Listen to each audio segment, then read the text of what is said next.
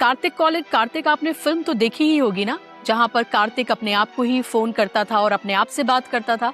बिल्कुल उसी तरीके से ट्रंप करते हुए नजर आ जो अपने से बात करते थे उनको लगता था कि दुश्मन हार गया उनके सामने। मैं मजाक नहीं कर रहा हूँ, ये बिल्कुल असली में ये ऐसा हो चुका है। Trump I think is undergoing a phase of extreme delusion. Iran जो लगातार ये कह रहा है कि हम किसी भी कीमत पर झुकेंगे नहीं और हमारी शर्तों पर ये जंग खत्म होगी अगर हुई तो। ईरान ने इजराइल को मारा है, उसकी अब पिक्चर साफ आ रही है। Netanyahu is no longer in control of Israel. Tel Aviv से लेकर डिमोना से लेकर हाइफा, यहाँ पर कितना नुकसान आपको लगता है वहां पर हुआ है? और उधर दिमोना में जो इनका कम्युनिकेशन सिस्टम है, जो इनका सैटेलाइट सिस्टम, प्लस इनका जो न्यूक्लियर जो यहाँ पर वेपन्स है, एक खदशा जो क्रिएट किया जा रहा है कि जो बूट्स ऑन ग्राउंड हैं वो किया जा सकता है। जो उनका एयरक्राफ्ट कैरियर था जो पीछे हट गया था, उसने फिर आगे आने की कोशिश की। हालांकि F-18 जहाज गिरा दिए ईरान ने, F-35 गिरा दिए,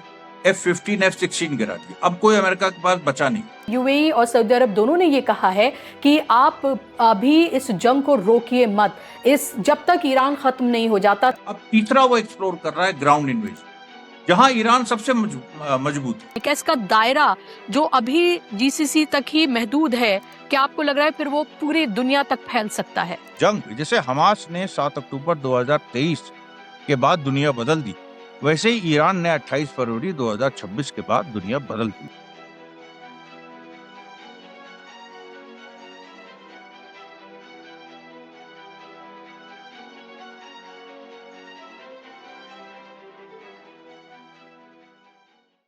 आदाब, नाउज नेटवर्क देख रहे हैं आप। मैं हूं आपके साथ बुशरा खानम फहद।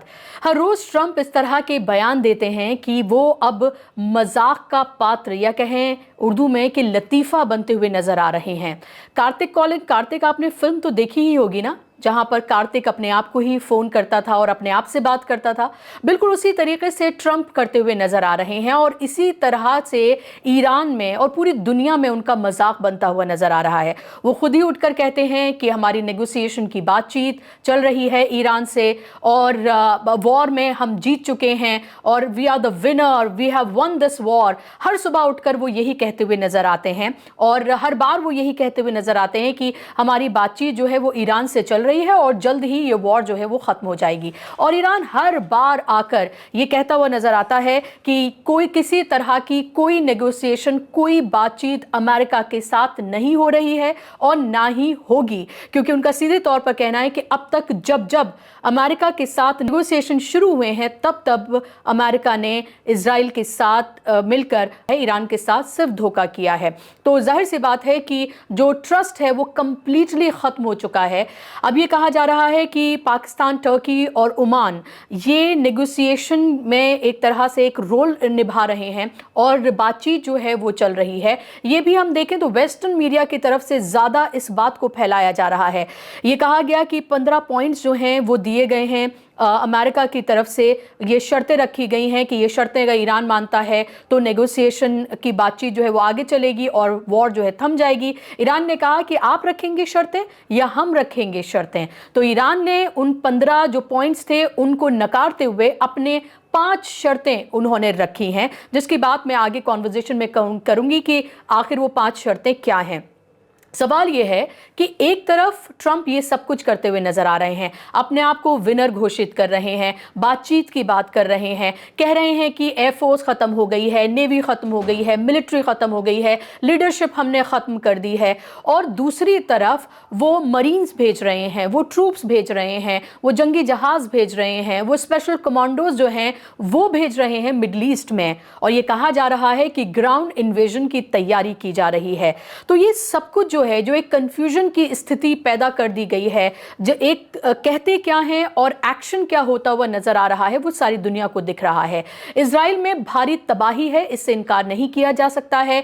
बेन गुरियन जो एयरपोर्ट है उसमें भी बताया जा रहा है कि बहुत भारी तबाही है। क्लेम्स तो ये तक किए जा रहे हैं कुछ रिपोर्ट्स में कि इतनी ज्यादा वहां पर नुकसान हुआ है कि शायद वहां से फ्लाइट भी उड़ान ना भर पाए, क्योंकि पूरी तरीके से सेंसरशिप है इजराइल में। तो खबरें जो भी आती हैं वो सोशल मीडिया के हवाले से ज़्यादा हैं, वही वीडियोज़ आ पाती हैं जो बहुत ही कम हमें देखने के लिए मिल रही हैं। लेकिन एक्सपर्ट्स जो हैं वो लगातार ये कहते हुए नज़र आ रहे हैं कि भारी पैमाने पर इजराइल में नुकसान हुआ है, और ना सिर्फ ये ईरान कर रहा है बल्कि ये किया जा रहा है हिजबुल्लाह की तरफ से भी, यानी कि दोनों तरफ से इजराइल पर मार पड़ रही है।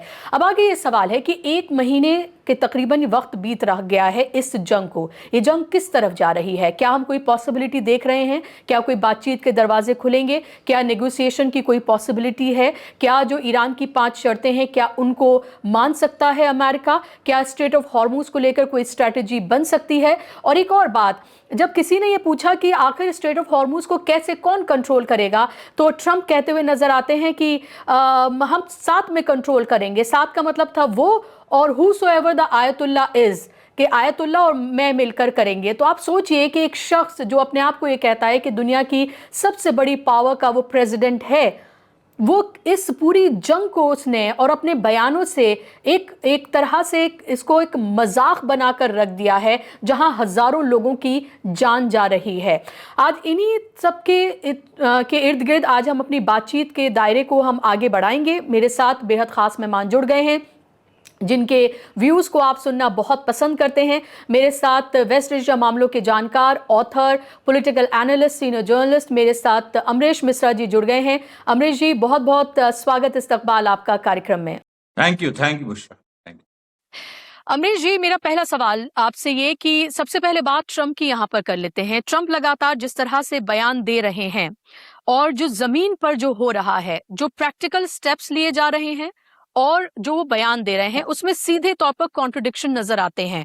क्या लग रहा है आपको, ये ट्रंप क्या जानबूझकर ऐसा कर रहे हैं? इसके पीछे भी क्या आप कोई गेम प्लान, कोई साजिश देखते हैं, या फिर आपको लगता है कि एक ये Sarfira psychopath kind of is a person who is now a president of United state of America, और वो जो कुछ कर रहा है वो एक तरह से एक पपेट, एक कठपुतली की तरह से काम करता हुआ नजर आ रहा है? नहीं, देखिए, ट्रम्प कोई कठपुतली है ये तो हम नहीं कहेंगे, लेकिन एक अजीब सी स्थिति हो गई है। देखिए बुशरा जी, मैं वॉर हिस्टोरियन हूँ, हिस्ट्री का भी स्टूडेंट हूँ। मैंने ऐसे दौर देखे हैं, स्पेशली एंशिएंट एरा में, रोमन और ग्रीक एरा में अगर आप जाइए, ऐसे लोग हुए हैं, रोमन एम्परर्स खास तौर पे, जो डिलूजनल हो गए। कैलिगुला का नाम सामने आता है, 2-3 और लोगों का नाम आता है, नीरो का नाम सामने आता है, जो अपने से बात करते थे, उनको लगता था कि दुश्मन हार गया उनके सामने। मैं मजाक नहीं कर रहा हूँ, ये बिल्कुल असली में ये ऐसा हो चुका है। रोमन एम्परर्स, मैंने 2 नाम भी लिए। वो लोग सच में ऐसा मानते थे कि कुछ ऐसी चीजें हो रही हैं, कुछ हमको किसी ने, अब वो एक कुछ ऐसा था कि कोई अच्छी गिफ्ट लाता था तो वो कह देता था कि ये जहर है, या कोई जहर देता था तो उसको लगता था ये अच्छी गिफ्ट है। ये भी हुआ है। देखिए, इतिहास से कोई चीज छुपी नहीं है। आज जो हो रहा है, हाँ, संदर्भ नया है, टेक्नोलॉजी दूसरी है, दुनिया दूसरी। तो इन सारी चीजों को देखते हुए Trump I think is undergoing a phase of extreme delusion. और ये जो एक्सट्रीम डिलूजन होता है, इसमें आपका कुछ भी हो सकता है। बाइडेन की प्रॉब्लम ये थी कि उसने सुनना और रजिस्टर करना बंद कर दिया था, तो वो उसको याद ही नहीं रहता था। ट्रम्प जो है ये अपना खुद क्रिएट करता है कि आज हमने ये अचीव किया, कल हमने ये अचीव किया। एक मेडिकल प्रॉब्लम है, ये अब सामने आ रही। अब यहाँ पर लेकिन कोई ये कहने वाला नहीं, अमेरिका को अभी सालों लग जाएंगे ट्रम्प को हटाने के लिए, तो इसलिए दुनिया को इसे झेलना। अब वहां पर बात आ जाती है कि दुनिया क्यों झेले। एक अमेरिकन एम्पायर, एक इतना बड़ा, जो कि पूरी दुनिया के, जिसने शोषण किया है और बहुत कुछ बिजनेसेस वगैरह भी दी हैं, लेकिन उससे ज्यादा लूटा है। अब उसका अगर प्रेसिडेंट ऐसी स्थिति में पहुंच गया है, और वो नेतन्याहू जो कि एक और ऑब्सेसिव ओसीडी का शिकार है, ऑब्सेसिव कंपल्सिव डिसऑर्डर का शिकार है, तो एक और उसको वो मिल गया है जो एकदम ईरान को यही चाहता है कि रोज सुबह उठता है, उसको यही लगता है कि ईरान अभी खत्म क्यों नहीं हुआ। तो इस तरीके के जब 2 लोग मिल गए हैं तो एक एबनॉर्मल सिचुएशन क्रिएट हो गई। लेकिन ऐसे एबनॉर्मल लोगों को के काट के लिए ईरान खड़ा हो गया है, क्योंकि ईरान में देखिए क्या है, वो क्रांतिकारी एक प्रक्रिया से गुजरा हुआ देश है। जो देश क्रांतियों से गुजरते हैं, बहुत झेलते हैं और वो बहुत कुछ सीखते हैं। उनके अब मिजाज भी एक इस तरह का हो जाता है, लड़ने का, अनवरत लड़ने का।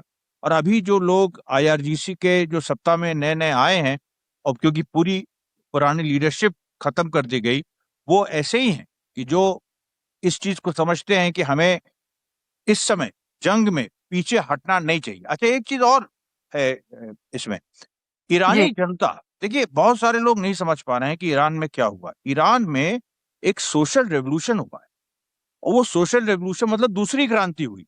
एक 1979 में हुई और अभी 2026 में चल रही। वो जनता की क्रांति है। जिस तरीके से महिलाएं, बच्चे, मर्द, उसके साथ साथ जो वहाँ का जो वर्किंग क्लास है, वो उभर के सामने आया है और वो सड़कों पे है। उसको स्ट्रीट जिहाद का नाम दिया जा रहा है। वो लगातार सड़कों पे बना हुआ है, जैसे आंदोलनों में होता है। अब वहां सरकार भी तो उन्हीं की है, लेकिन उस सरकार के अंदर भी जो पुराने लोग थे, या जो अमेरिका के साथ अकोमोडेट करना चाहते हैं, या ईरानी सोसाइटी के जो न्यू रिच हैं, जो चाहते थे कि अमेरिका के साथ हाथ मिलाएं, उनके खिलाफ भी एक गुस्सा उभर के सामने आ रहा है। और ऐसी थ्योरी सामने आ रही है। आप देखिए माजंदरान जैसी जगह, यस जैसी जगह, रात रात भर आप वो वीडियोस देखिए, रात रात भर वहां पर महिलाएं खड़ी हैं, नारे लगा रही हैं। और ये तो तब होता है जब किसी शासक को डिपोज करना हो। ये अमेरिका के खिलाफ इकट्ठा हो रहे हैं ईरान के लोग, और अपनी सरकार के समर्थन में। ऐसी अद्भुत चीज तो कभी नहीं हुई है। और वहां पर इसीलिए देखिए, जो ईरान की जो लोग सरकार में है, जैसे IRGC है, मान लिया IRGC क्या है, ईरान की सेना अलग है, IRGC अलग है, और उसमें इंटीग्रेशन है। ईरान की सेना ईरान देश की है, लेकिन IRGC खास तौर पे बनी है ईरान की क्रांति की हिफाजत के लिए। तो उसका एक अलग तरीका, और उसकी अपनी आर्मी है, उसकी अपनी नेवी है, उसकी अपनी एयरफोर्स है, और उसकी अपनी एरोस्पेस इंडस्ट्री है।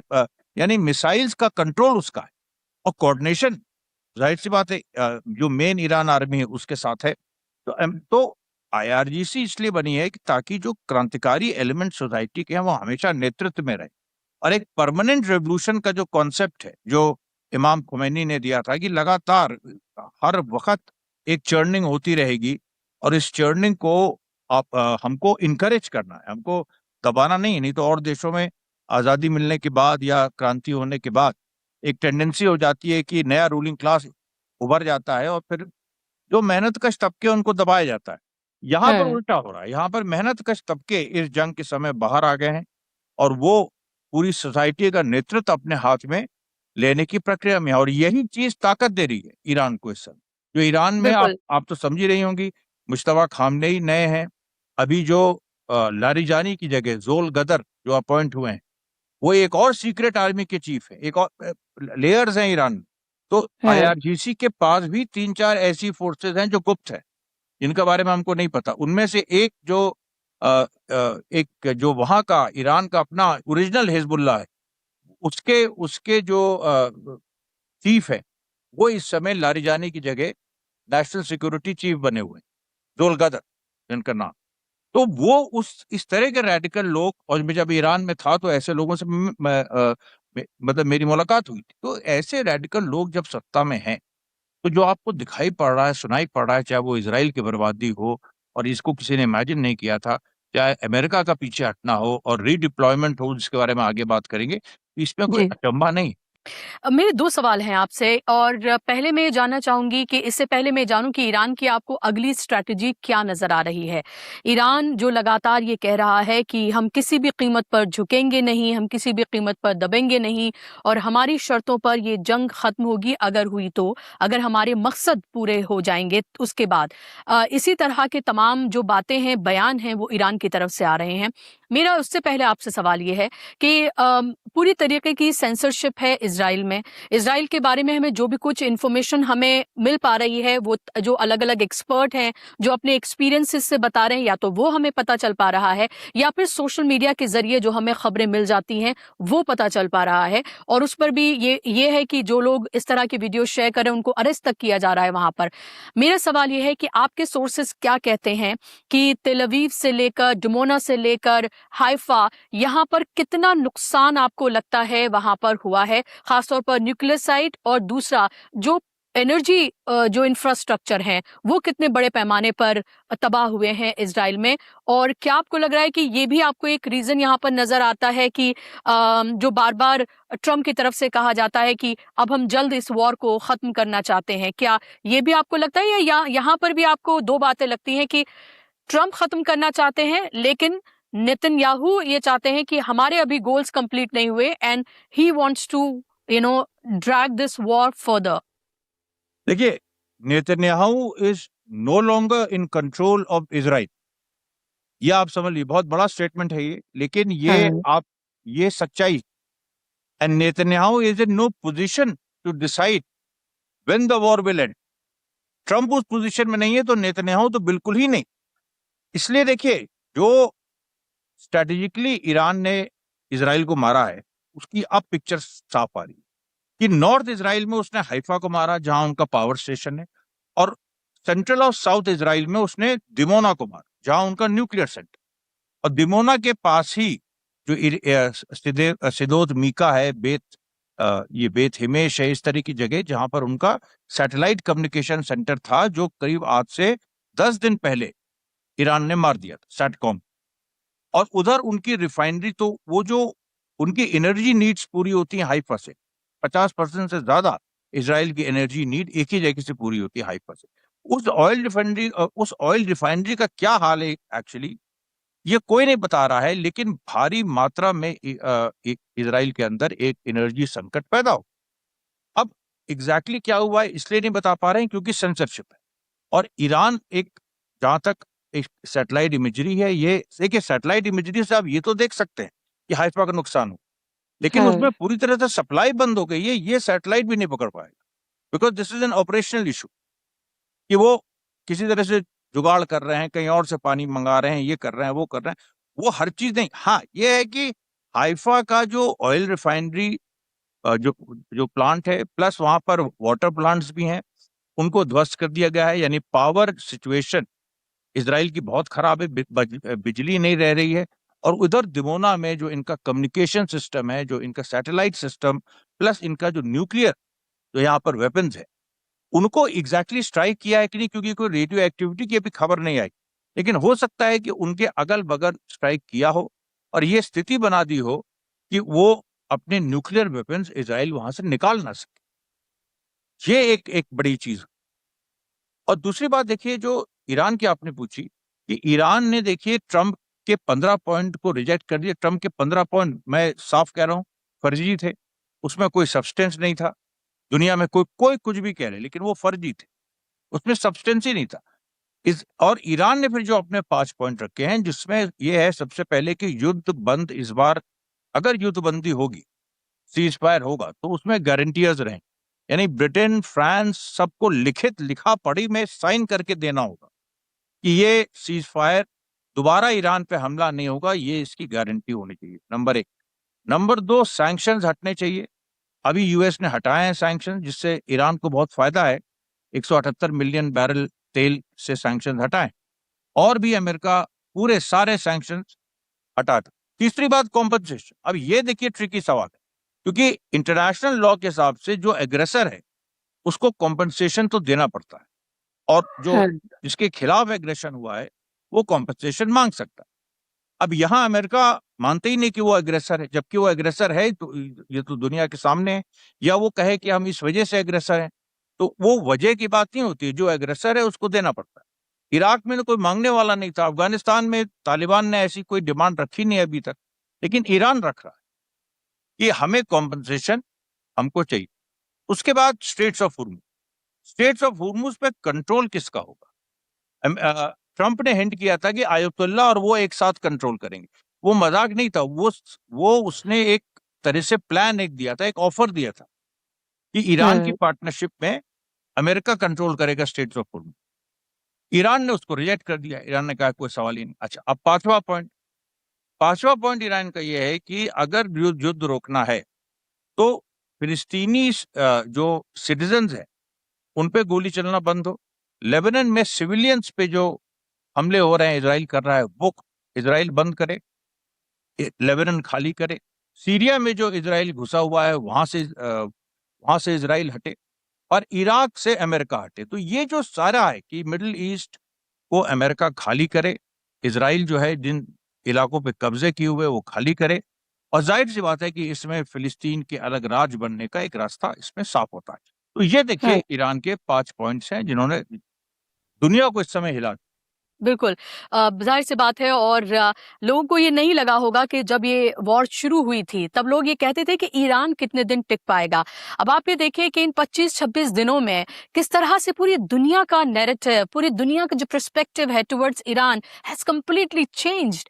नाउ पीपल आर आस्किंग कि अमेरिका कितने दिन टिक पाएगा, क्योंकि लगातार वो जो बेचैनी, बेकरारी है, एक जो रेस्टलेसनेस है, वो ईरान में देखने के लिए नहीं मिल रही है। Iran is at ease. उसके, मैं ये नहीं कह रही कि उसके ऊपर मार नहीं पड़ रही है, तबाही हो रही है, लोग वहां पर लगातार शहीद हो रहे हैं, इंफ्रास्ट्रक्चर की बर्बादी हो रही है, वो सब कुछ हो रहा है, और ईरान को ये पता था कि होगा, इसी तरह से होगा। लेकिन फिर भी आप ये देखिए कि लोग हजारों की तादाद में बाहर निकलते हैं, जो जेस्चर्स हैं उनके लीडरशिप के, जो एक लीडर की तरह होने चाहिए, वो बिल्कुल एक तरह से वो यकीन अपने लोगों को दिलाते हुए, दुनिया को दिलाते हुए नजर आते हैं, और ये बताते हुए, असर्ट भी करते हुए अपने आप को नजर आते हैं कि देखिए जंग आपने शुरू की है, खत्म हम करेंगे, हमारी शर्तों पर होगी। तो इन 26 दिनों में, 27 दिनों में ये बदला है। पूरी दुनिया जो है वो एक तरह से दबदबा मानती हुई ईरान का नजर आ रही है। एक छोटे से मुल्क ने ये करके दिखाया है दुनिया की सो कॉल्ड जो वर्ल्ड पावर्स हैं उनके सामने। मेरा सवाल आपसे ये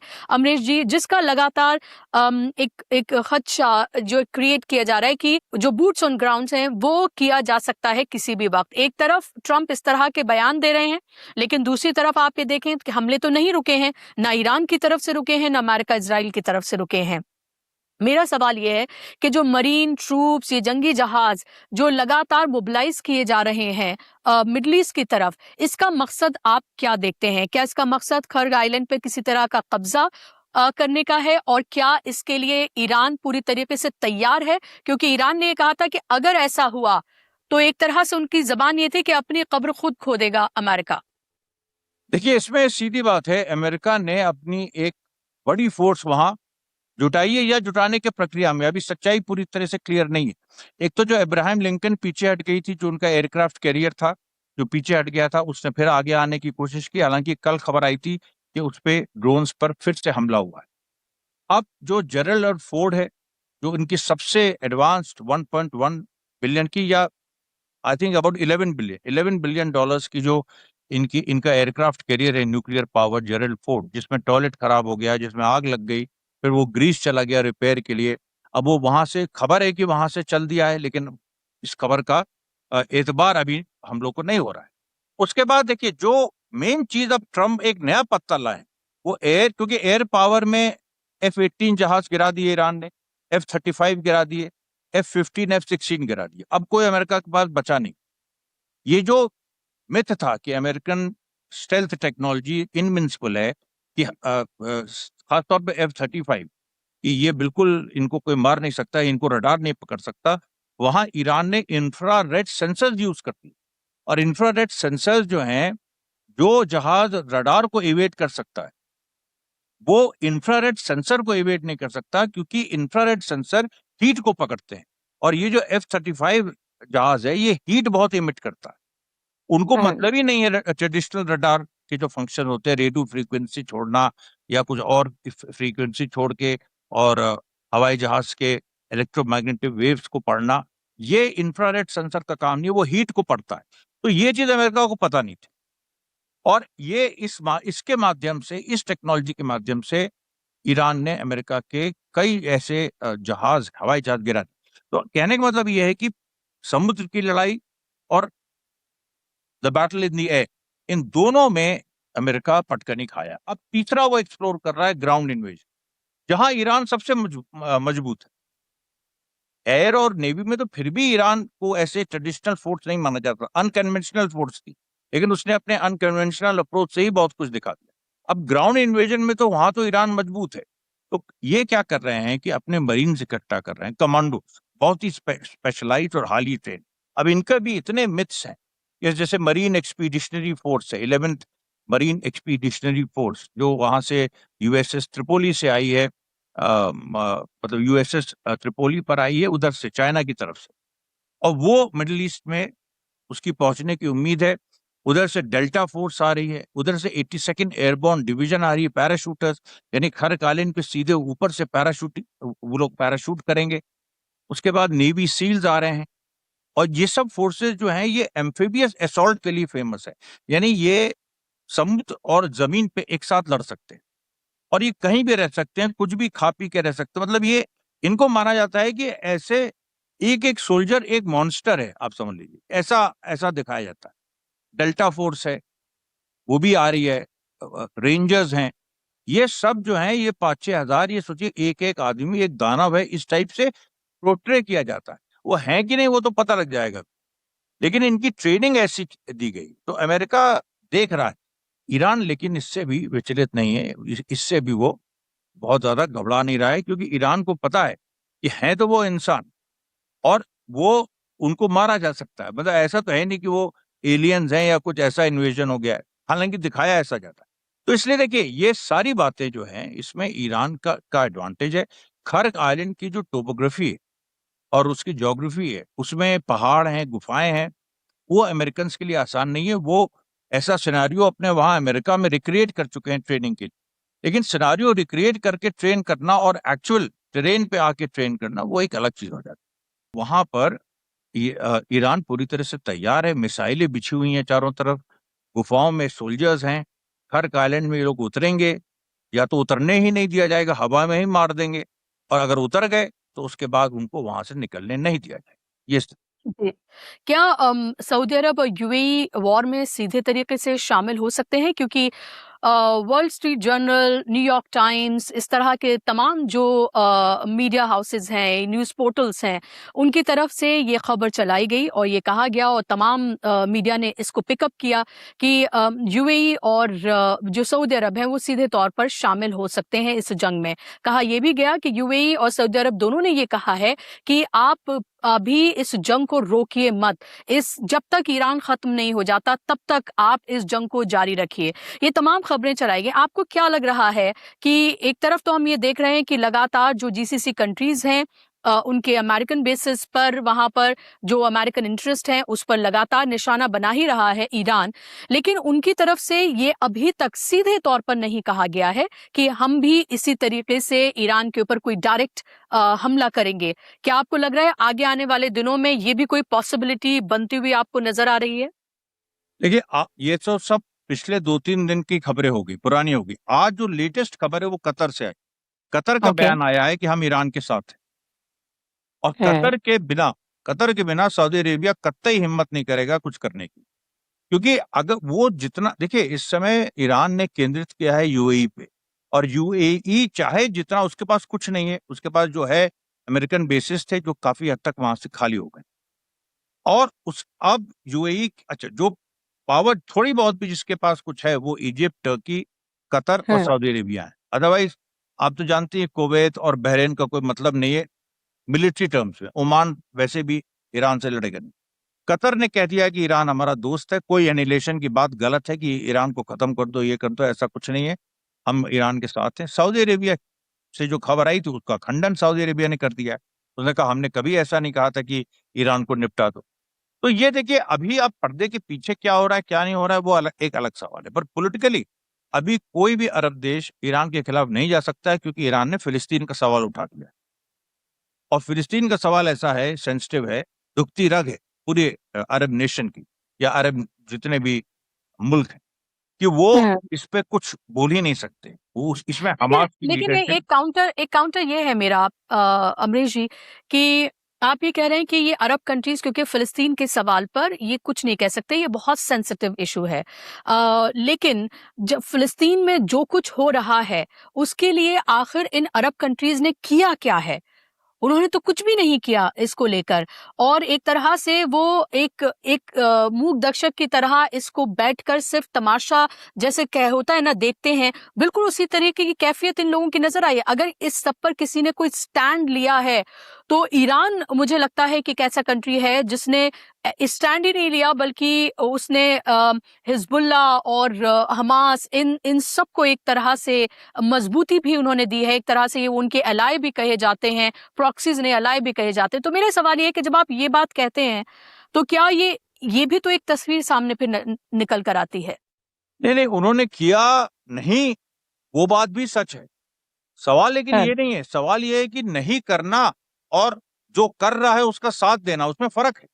भाई यहाँ तो बात हो रही है कि वेस्टर्न मीडिया ये कह रहा है कि अरब देश अमेरिका इजराइल का साथ दे तो अमेरिका इजराइल का साथ वो नहीं दे, वो फिलिस्तीन के सवाल पे, क्योंकि ईरान ने फिलिस्तीन का सवाल उठा दिया है, उनको पता है कि फिलिस्तीन के सवाल पे हमको तटस्थी हम रहें तो वही अच्छा है। और ईरान को ये सूट करता है कि अरब देश जो है चुप रहें, ईरान के साथ रहें या फिलिस्तीन के साथ रहें, और इधर जो जंग है वो अमेरिका इजराइल वर्सेस ईरान ही रहे, और कोई इसमें ना आए। यूएई को तो बर्बाद कर ही चुके हैं, यूएई के पास कोई फोर्स भी नहीं है। तो इसलिए अभी जो अच्छा पाकिस्तान वगैरह की बात है कि पाकिस्तान में बातचीत हो सकती है, तुर्की में बातचीत हो सकती है, तो तुर्की देखिए एक अपने में बड़ी पावर है, नेटो का वो हिस्सा है, Turkey is part of NATO. तो और टर्की भी सॉफ्ट है ईरान के प्रति। इस पूरे टर्की पे भी हमले हुए, वहां पे जो अमेरिकन बेसेस हैं, ईरान ने डिनाई कर दिया। फिर ये हुआ कि वो इजराइल ने ही कराए होंगे फॉल्स फ्लैग, और ऐसे कई फॉल्स फ्लैग टर्की पे इजराइल ऐसे कई फॉल्स फ्लैग अटैक्स टर्की पे पहले कर चुका है। तो इसलिए टर्की भी ईरान के साथ है। अभी जो वेस्टर्न मीडिया ये दिखाने की कोशिश कर रहा है कि जब से ट्रंप ने 5 दिन की बमबारी बंद की है, मतलब 5 दिन के लिए बमबारी बंद की है, तब से इस्लामिक मुल्क ईरान पे प्रेशर डालने हैं, समझौता कर लो। सच्चाई ये नहीं है, और ऐसी कोई स्थिति नहीं है कि वो ईरान पे प्रेशर डालने। बात करेंगे, बात तो भाई हमारे प्रधानमंत्री और पेजेशियान की भी हुई, या ट्रंप ने भी मोदी को कॉल किया, जिस भी संदर्भ में किया हो, लेकिन लोग तो यही कह रहे हैं कि वो इस जंग के संदर्भ में किया। तो ये देखिए बातचीत तो चले। ईरान में ऐसा तो ना कि आप बातचीत करना चाहिए, कोई बातचीत ना करे, लेकिन सवाल है शर्तें मानना। और अब ईरान ने एक रेखा खींच दी है कि इस युद्ध का रिमोट कंट्रोल हमारे हाथ में है, इस युद्ध पे हावी हम है, अपर हैंड हमारा है, इसलिए हमारी शर्तें मानी जाए, अमेरिका की शर्तें हमें माननी नहीं। अमेरिका अब उस स्थिति में भी नहीं है कि वो शर्तें पेश कर सके। और जो सबके जहन में जो सवाल है वो यही कि ये जंग आपको कितनी लंबी खिंचती हुई नजर आ रही है। लोगों को ये लग रहा है, पहले भी लगा कि शायद 1 हफ्ते में ख़त्म हो जाएगी, फिर 10 दिन में लोगों को लगा ये ख़त्म हो जाएगी, लेकिन अब आप ये देखें कि लगभग 1 महीना इस जंग को होने जा रहा है। और ऐसे में अभी हाल फिलहाल में तो नहीं लग रहा है कि ये जंग थमने जा रही है। हालांकि थोड़ी सी आइस ब्रेक करने की कोशिश ज़रूर है, कुछ कंट्रीज सामने निकल कर आए हैं जो नेगोशिएशन की बात कर रहे हैं, लेकिन जिस तरह की शर्तें ईरान ने रखी हैं वो अमेरिका मानेगा, ये भी बहुत दूर की बात लगती है। तो आपको क्या लग रहा है, ईरान की आगे स्ट्रेटेजी क्या है और इस वॉर को आप कहां जाता हुआ देख रहे हैं?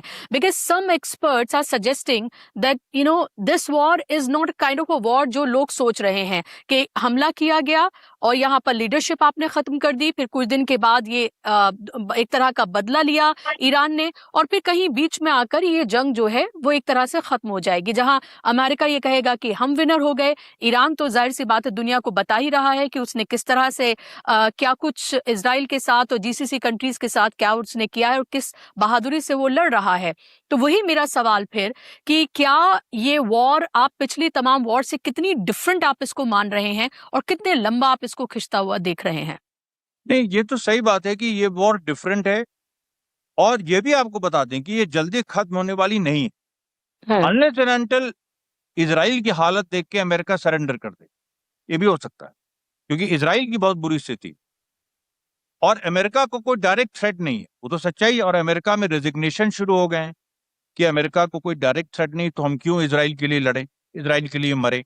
अमेरिकन सोल्जर्स में अभी हफिंगटन पोस्ट बहुत फेमस अमेरिकन साइट है, हफिंगटन पोस्ट ने बाकायदा अमेरिकन सोल्जर्स का सर्वे किया था मिडिल ईस्ट में जो है, और उनमें से ज्यादातर ने 80% ने कहा था हम इजराइल के लिए मरना नहीं चाहते। तो इसलिए इस वॉर को अमेरिका का सपोर्ट नहीं है, इजराइल का सपोर्ट है। इजराइल में 70% जनता चाहती है युद्ध हो, लेकिन वो इसलिए चाहती है कि अमेरिका के कंधे पर रख के बंदूक चला रहे थे वो अभी तक, अब अमेरिका पीछे हट गया है तो वो पिट रहे हैं। तो इसलिए इसराइल में भी एक थिंकिंग आ रही है कि नेतन्याहू की वजह से हम मारे जा रहे हैं। तो इसलिए देखिए, इस जंग का अभी कुछ कहना बहुत मुश्किल है, लेकिन अभी जब ट्रम्प के 5 दिन पूरे होंगे, अभी शायद आज तीसरा दिन है, 2 दिन और हैं, उसके बाद क्लियर होगा। और जो ग्राउंड इन्वेजन के लिए जिन फोर्सेस को, जिन मॉन्स्टर्स की फोर्सेस को भेजा है, मैं मॉन्स्टर्स गलत सेंस में नहीं कह रहा हूं, मैं इन जनरल, तो उनको भेजा है सोल्जर्स को, वो वाकई उनका ग्राउंड असेसमेंट क्या होगा, क्योंकि ये जो सारी फोर्सेस हैं ये बहुत स्पेशलाइज्ड फोर्सेस हैं, इनकी अपने स्पेशलाइज्ड कमांड्स हैं, और ये ग्राउंड का पहले असेसमेंट करती कि इस ग्राउंड पे हम कैसे लड़ेंगे। अब वो असेसमेंट अभी दिया है नहीं दिया है, ये सब बहुत इंपॉर्टेंट ऐसी चीजें हैं ऑपरेशनल, जिसकी वजह से ग्राउंड इन्वेजन टल भी सकता है, जल्दी हो भी सकता है। लेकिन ग्राउंड इन्वेजन अगर हुआ तब तो ये जंग बहुत लंबी खिंच जाएगी, तब तो फिर हाँ। ऐसी इतनी लंबी खिंचेगी कि अभी कुछ भी उसके बारे में कहना बेकार है। अब सवाल ये है कि अमेरिका अगर पहले ही हमले में हार गया, पीछे हट गया, लेकिन अगर अमेरिका टिका रहा और फोर्सेस भेजता रहा और फोर्सेस, जैसे वियतनाम में हुआ, वियतनाम में ये तो ना किसी ने सोचा था 10 साल लड़ाई चलेगी, लेकिन वियतनाम में अमेरिका जैसे जैसे हारता गया वैसे वैसे और फोर्सेस भेजता गया। उसके पास ये रिसोर्सेस तब भी थे, आज भी हैं, कि वो अफोर्ड कर सकता है। फिर जब पब्लिक बैकलैश हुआ और जब ग्राउंड पे उन्होंने देखा कि हम नहीं जीत रहे हैं, उनके सोल्जर्स भी समझ गए कि हम नहीं जीत रहे हैं, तो वो पीछे हट गया, अमेरिका विड्रॉ कर गया वहां से। उसी तरीके से यहाँ पर भी अभी देखिए, धीरे धीरे जैसे अमेरिका में होता, वो एक वेव एक भेजते हैं बैच, फिर दूसरा भेजेंगे, फिर तीसरा भेजेंगे, चौथा भेजेंगे।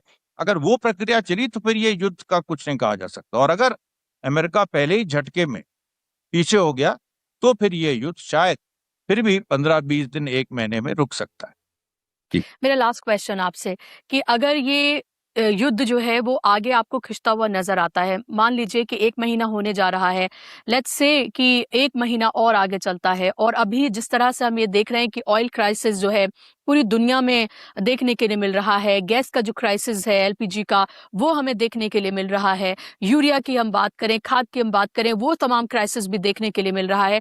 बहुत सारे मुल्क ऐसे हैं जिन्होंने पार्शियल लॉकडाउन लगा दिया है, वर्क फ्रॉम होम की वो बात कर रहे हैं, जरूरत पड़ने पे ही घर से बाहर निकलने की वो बात कर रहे हैं।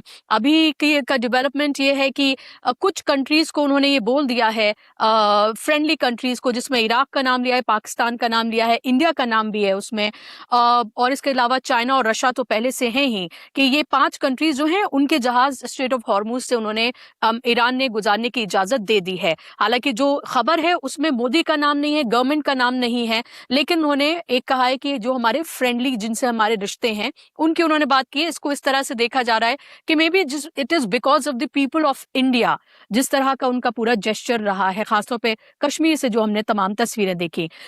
क्या आप फिर इस जंग को अगर ऐसे बढ़ती है तो पूरी दुनिया में किस तरह का क्राइसिस पैदा होता हुआ आप देख रहे हैं? और दूसरा कि क्या आपको लग रहा है कि फिर इसमें नेटो कंट्रीज से लेकर जीसीसी कंट्रीज सीधे तौर पर शामिल होते हुए, क्या इस तरफ भी आप इसको बढ़ते हुए देख रहे हैं? क्या इसका दायरा जो अभी जीसीसी तक ही महदूद है, क्या आपको लग रहा है फिर वो पूरी दुनिया तक फैल सकता है? हाँ बिल्कुल, पूरी दुनिया में क्राइसिस पैदा होगी, फूड ग्रेन क्राइसिस भी पैदा हो सकती है बहुत, क्योंकि देखिए पेट्रोकेमिकल्स पे बहुत कुछ डिपेंडेंट है, प्लास्टिक बनता है, रबड़ बनता है, अभी गुजरात में प्लाईवुड की का बिजनेस ठप पड़ा है, और भी बहुत सारी चीजें हैं, एल्युमिनियम, उसमें भी जरूरत गैस की होती है स्मेल्टिंग में। तो ऐसी बहुत सारी चीजें हैं जो प्रभावित होंगी और ग्लोबल स्तर पे हो। तो ये हो सकता है कि दुनिया में एक इकोनॉमिक क्राइसिस आए इस जंग की वजह से, और फिर उस इकोनॉमिक क्राइसिस में क्या होगा कि वो समाज अंदर से उनकी चर्निंग होगी, और वहां भी रिजीम चेंज हो सकता है, जैसे गल्फ कंट्रीज में रिजीम चेंज हो सकता है। ईरान ने ऐसी प्रक्रिया शुरू कर दी अपने आप, वहां की जनता अपराइजिंग कर सकती है। भारत जैसे देशों में बहुत सारे और देश, जहां अगर बेरोजगारी बढ़ गई, महंगाई बढ़ गई ईरान के सवाल पे, तो यहाँ एक दूसरी स्थिति पैदा हो सकती है। तो इसलिए देखिए, ये जंग जैसे हमास ने 7 अक्टूबर 2023 के बाद दुनिया बदल दी, वैसे ही ईरान ने 28 फरवरी 2026 के बाद दुनिया बदल दी, और इसको दुनिया जितनी जल्दी समझे उतना उसके फायदे में है, वरना वो पुरानी तरीके से अगर सोचेगा तो इसमें लोग वैसे ही मारे जाएंगे, कुछ जंग में मारे जाएंगे, कुछ और ज्यादातर जंग के बाहर मारे जाएंगे, जिनको समझ ही में नहीं आ रहा है क्या हो रहा है। जी। महत्वपूर्ण बात आपने कही है और लास्ट आपकी जो लाइन है वो इस पूरी बातचीत का एक तरह से सार है कि जो 28 फरवरी के बाद से ईरान ने दुनिया बदल दी, बिल्कुल उसी तरीके से जैसे अक्टूबर 7 के बाद से हमास ने एक तरह से दुनिया बदली। और वो देखें कि आप जो पैलेस्टाइन में जो हुआ उसके बाद पूरी दुनिया में जो पैलेस्टाइन को लेकर एक हमदर्दी और जो असली चेहरा इजराइल और अमेरिका का है, जो घिनौना चेहरा है वो लोगों के सामने निकल कर आया। और अब बिल्कुल वैसा ही ईरान के साथ जो जंग, इलीगल जो वॉर है, उसमें भी बिल्कुल उसी तरीके से देखने के लिए मिल रहा है। बहुत बहुत शुक्रिया अमरीश जी आपका वक्त देने के लिए, नाउज़ नेटवर्क के साथ जुड़ने के लिए। आई एम श्योर हमेशा की तरह आज का भी ये पॉडकास्ट काफी लोगों को पसंद आएगा। बहुत बहुत शुक्रिया जुड़ने के लिए। थैंक